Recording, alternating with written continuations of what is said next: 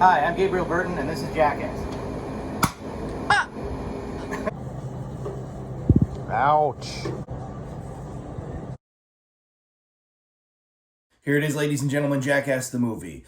It's funny because I've actually been going back and watching the TV show as well. And I think that that's probably why Jackass the movie is my favorite of the four movies. It is like the smallest. Like they did get more grandiose. You had Jackass 2, which I went over as like the most disgusting. You had Jackass 3, which was like high def 3D, and that was when it like really started to change in my opinion. And then you had, this past one, Jackass Forever, where you were actually kind of on the edge of your seat because they were just like the most ridiculous stunts ever. The first Jackass the movie was a lot more reminiscent of the show, and that's why. And it came out when I was in high school. I remember my friend Colin. We used to hang out in his room all the time, and he had a big Jackass the movie poster on there. It was like a lot more cinematic. Like obviously, they had the opening with all of them on the gigantic cart, and then they all go flying. Shit like is exploding beside him and stuff. But comparatively speaking, everything that was in this film was small potatoes compared to the other Jackass movies. Going back and watching the TV show now, I've really kind of like noticed, I'm like, wow, this shit is really kind of tame. I mean, it was still like rated TV MA, but it wasn't like nearly to, and I mean, they bleeped shit out as well. There were certain things that were like a little bit more disgusting, but again, when you go back and you watch the other Jackass movies, watching somebody eat a snow cone that he peed in,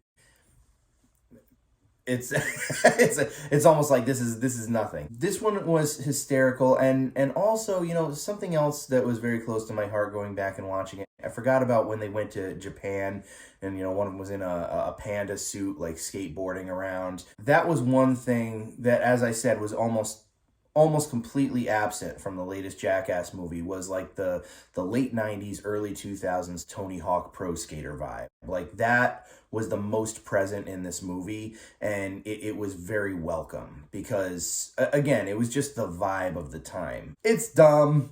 It's gross. Almost kind of a guilty pleasure, but I have no shame. So the best way to watch them is in order. The only reason that I did them backwards was because of the release of the latest Jackass movie. I was so excited, I wanted to review it. But yeah, the first Jackass movie, it's the most like the show. It's the most reminiscent of the early 2000s. Compared to the other ones, the stunts are very much downplayed. Not downplayed, but just not as insane. But yeah, it'll always be my favorite, even though it's the smallest one, and that's all she wrote.